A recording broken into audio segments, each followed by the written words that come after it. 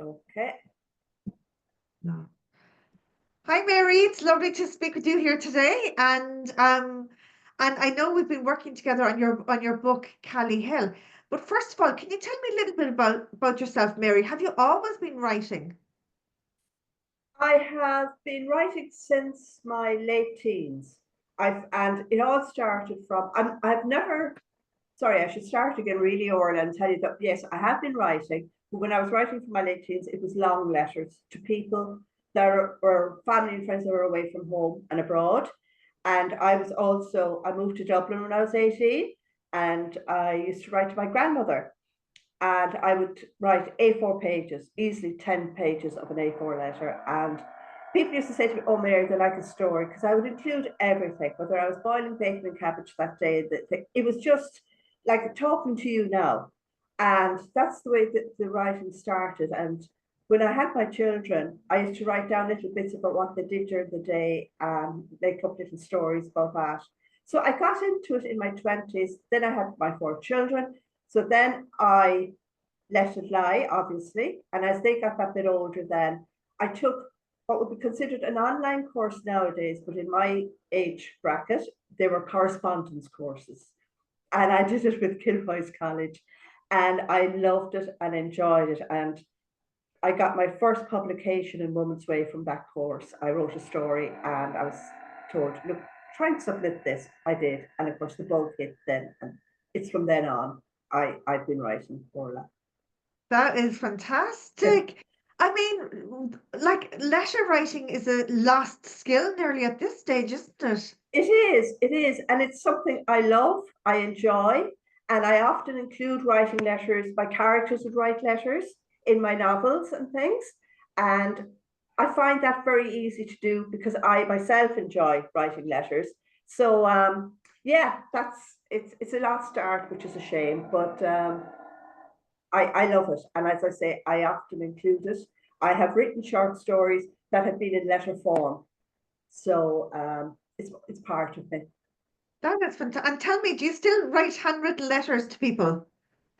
I have started again, not a lot now, but I have a lovely friend in New York and I'd write to her. She's brilliant to return. So I'd write to her, yeah, not as much as I used to, but I have the one or two that I will write to. That is fantastic. Yeah, And so tell me about a little bit about your latest book, Callie Hill. Have you got it there? I have indeed. I hold it up for you. There Lovely. it is. And I must congratulate you on the cover. It's amazing.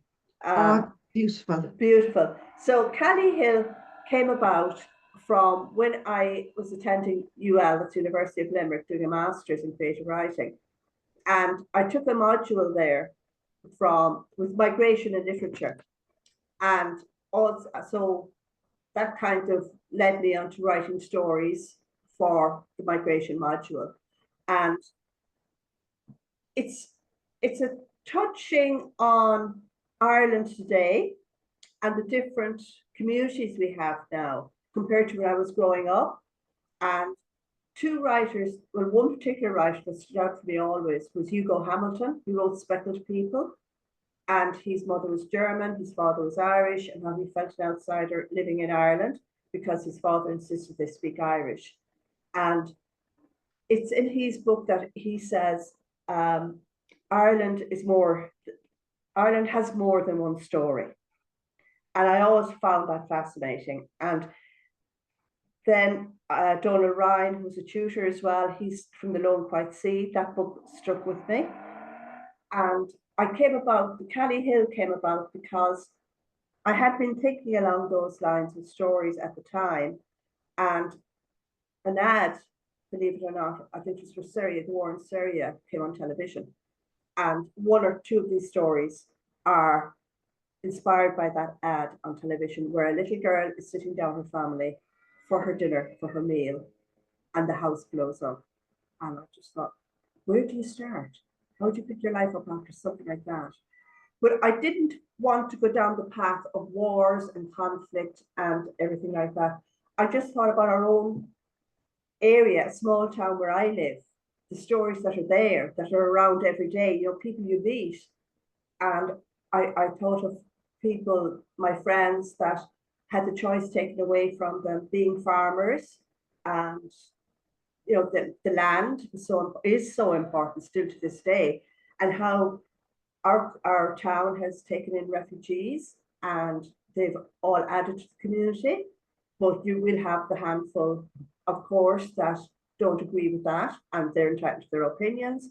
The community is changing all the time. So I tried to reflect that in these stories about how the communities are changing, how everyone is reacting to them and reacting to them differently. But it's more the relationship value, that the basic everyday person you're meeting as you walk into the shop or you go for a walk down the street or whatever. Even those, like Hugo Hamilton said, your language is your country and your country is your home. And those people that are away from home, that are living now in Ireland with us and integrating so well in our communities, it must be hard and it must be difficult for them. And, that I hope is captured in the book and other stories that I've written in the book about how they have come to our country and how life is affected for them. And how often do we stop and think they may be homesick? Homesickness is a horrible thing. I only went to Dublin when I was 18 and I remember being homesick. I thought I would never get back to my native county Cork again. So yeah, it's a mix of life and community and how we react to those things.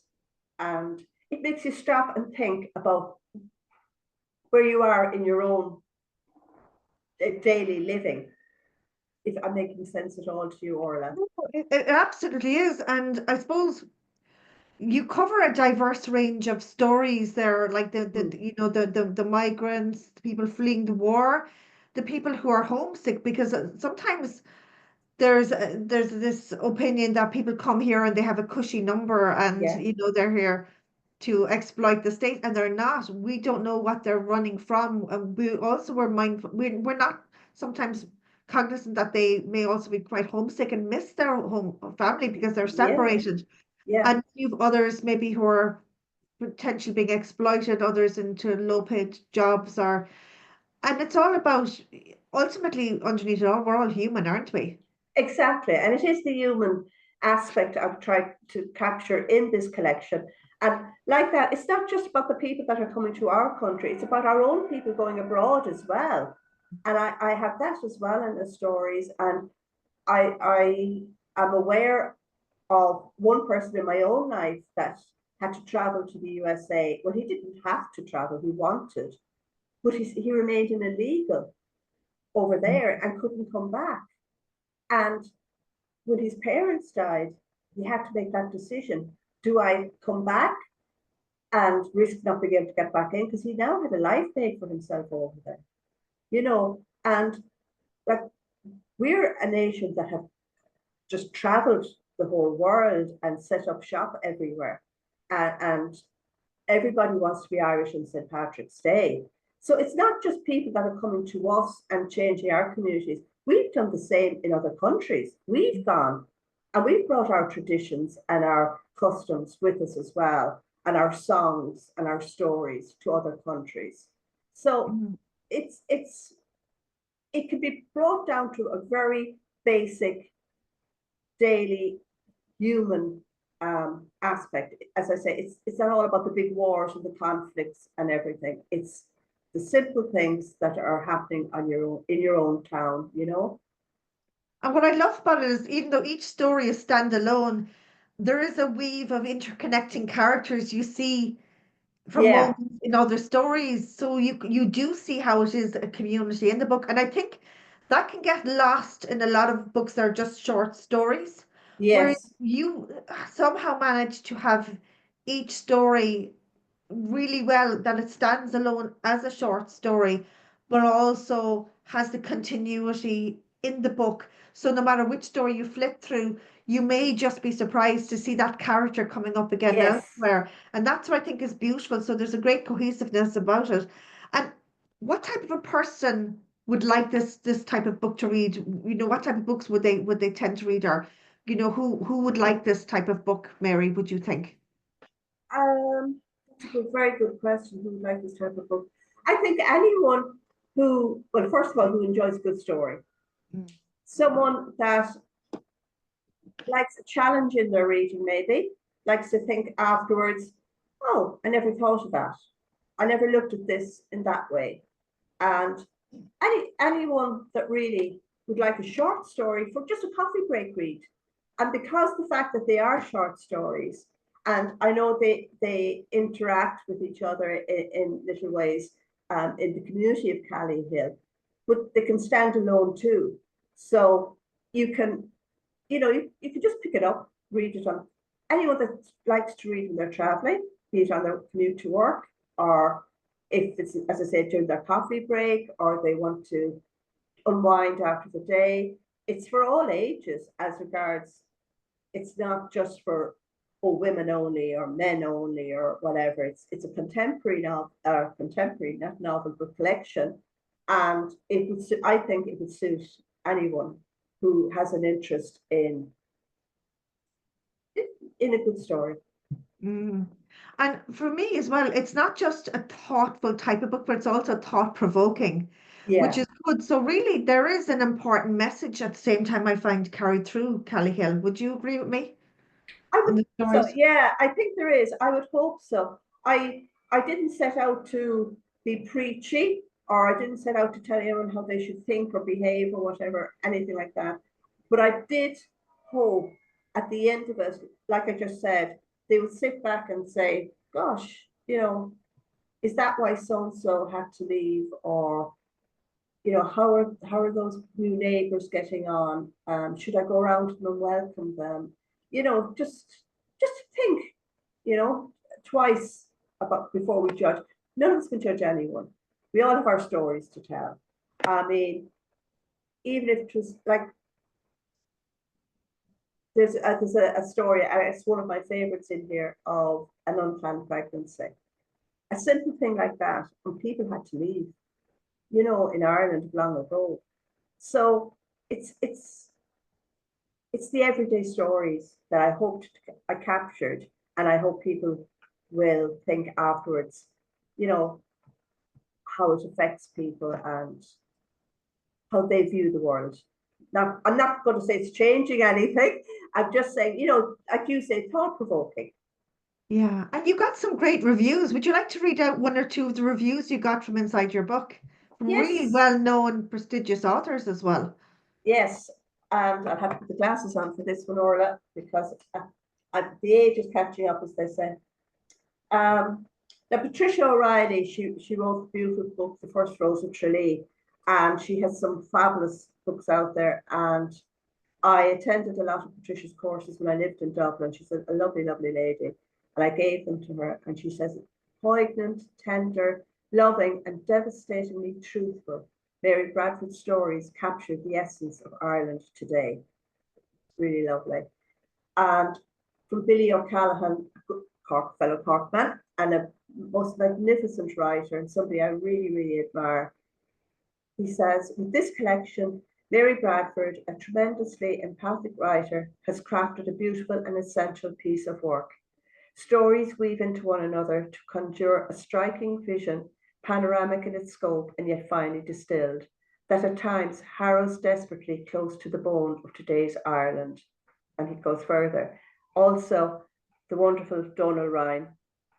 They're wonderful stories composed with elegance and compassion of people seeking refuge, safety, and that elusive thing, home. A beautiful and heartening warmth radiates from them and Mary's writing as always. It shines with an awareness of the complexities of the heart, the fragility of life, and the strength of the human spirit. So they're Isn't just that so just beautiful? That they is just are, beautiful. yeah, and I'm honoured to have those editorial quotes. I really am.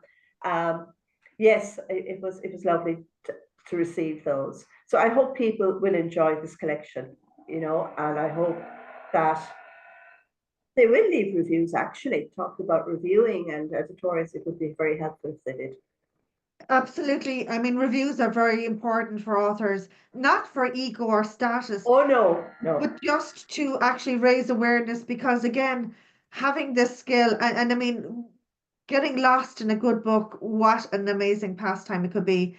I think reading settles the mind, stirs the emotions, heightens the sense of awareness, and you're actually transported to a totally different world. And also, it opens and broadens your mind. And I think definitely your book, Callyhill, is a very thought-provoking, endearing book that it actually is very heartwarming. It's not a depressing read, it's actually a very No. heartwarming read. And I think that's really important to say.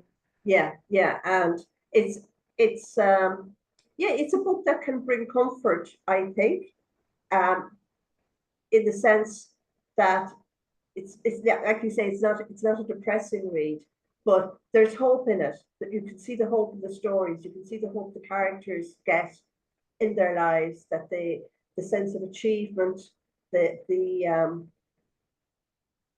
there is compassion in the book as well. Characters receive compassion from the most unexpected places, and that can apply to all of us, you Mm, know. So absolutely. yeah, yeah. Absolutely. And tell me, Mary, where can people buy the book if they want to get hold of it? I'm a member of buythebook.ie. It's an Irish online bookstore, and it's there, and it's also available on Amazon in both paperback and in Kindle ebook form. That is fantastic. So Callyhill Echoes of Change. Thank you very much, Mary. Lovely Thank to see you. you. Thank you, Orla. Thank you.